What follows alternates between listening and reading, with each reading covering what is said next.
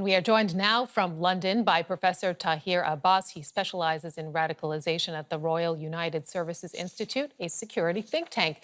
Thank you very much for being with us. Now, based upon what we know so far about Khalid Masood, is there anything to suggest that what might have led to his radicalization? Well, we're still trying to put the pieces together. At this stage, the information is very limited. We know that he had a history of criminality. He was imprisoned for various offenses.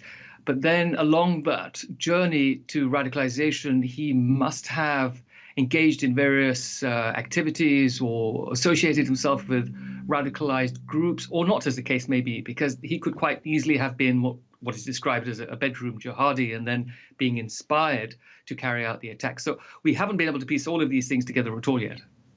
But when we look at radicalization, for example, in your expert opinion, is this primarily a psychological problem, or are politics and society more to blame?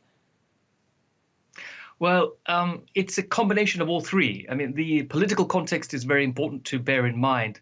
Much of the grievances that are held here refer to foreign policy. And then there are issues of integration in terms of social mobility, feeling a sense of belonging, a sense of hope in relation to their roles in society. But there are also psychological triggers which can make people vulnerable, but also capable. And so there are many risks in all of these spheres. How about the attention paid to an attack like this? Does this help to fuel further attacks? Well, this has been argued and considered over the last few days here.